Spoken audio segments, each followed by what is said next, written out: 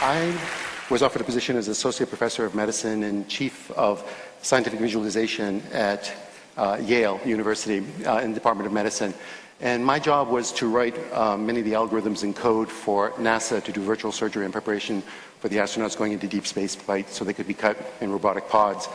One of the fascinating things about what we were actually working on is that we were seeing, using the new kind of scanning technologies, things that had never been seen before. I mean, not only in disease management, but also things that allowed us to see things about the body that just made you marvel.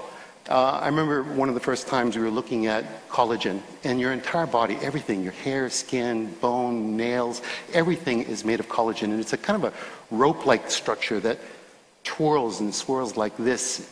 And the only place that collagen changes its structure is in the corner of your eye. In your eye, it becomes a grid formation, and therefore it becomes transparent as opposed to opaque. So perfectly organized a structure, it was hard not to attribute divinity to it, because we kept on seeing this over and over and over again in different parts of the body. One of the opportunities I had was one person was working on a really interesting kind of micromagnetic resonance imaging machine with the NIH, and what we were going to do is scan a new project on the development of the fetus from conception to birth using these kinds of new technologies. So I wrote the algorithms and code, and he built the hardware. Paul Lauterborough then went on to win the Nobel Prize for inventing the MRI. I get the data, and I'm going to show you a sample of that piece from conception to birth.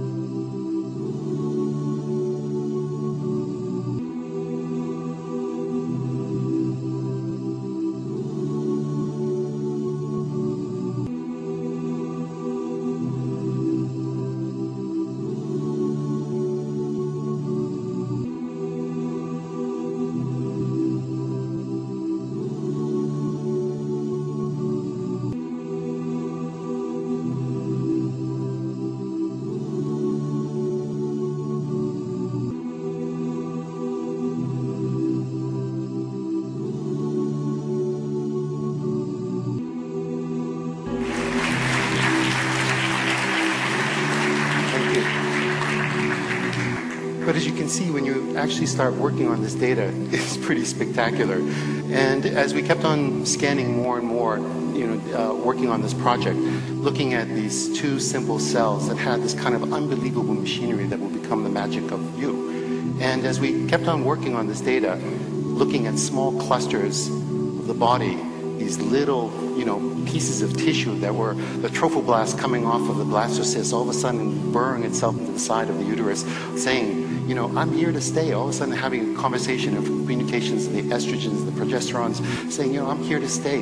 Plant me, building this incredible trilinear fetus that becomes within 44 days something that you can recognize, and then at 9 weeks is really like a kind of a little human being. The marvel of this information, how do we actually have this biological mechanism inside our body to actually see this information? I'm going to show you something pretty unique. Here's a human heart at 25. It's just basically 2 strands. And like this magnificent origami, cells are developing at 1 million cells per second at 4 weeks as it's just folding on itself. Within 5 weeks, you can start to see the early atrium and the early ventricles.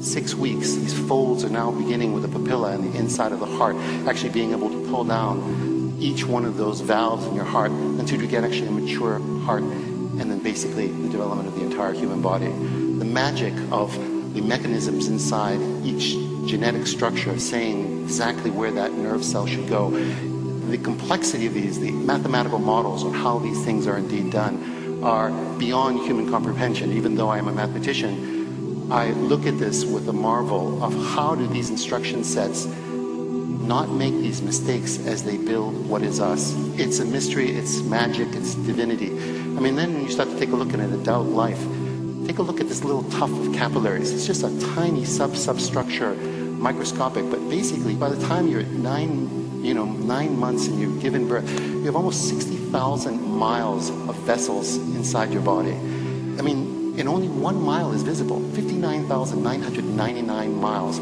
that are basically bringing nutrients and taking waste away. The complexity of building that within a single system is again beyond any comprehension of any existing mathematics today. And that instruction set from the brain to every other part of the body. Look at the complexity of the folding. Where is this intelligence of knowing that a fold can actually hold more information? So as you actually watch the baby's brain grow, and this is one of the things that we're doing right now. We're actually doing a longitudinal studies of actually scanning babies' brains from the moment they're born every 6 months until they're 6 years old. We're going to be doing actually about 250 children, watching exactly how the jirai and the sukai of the brains fold to see how this magnificent development actually turns into memories and the marvel that is us. And it's not just our own existence, but how does the woman's body understand to have genetic structure that not only builds her own, but then has the understanding that allows her to become a walking immunological cardiovascular, system that basically is a mobile system that can actually nurture, treat this child with a kind of marvel that, is beyond, again, our comprehension, the magic that is existence, that is us. Thank you.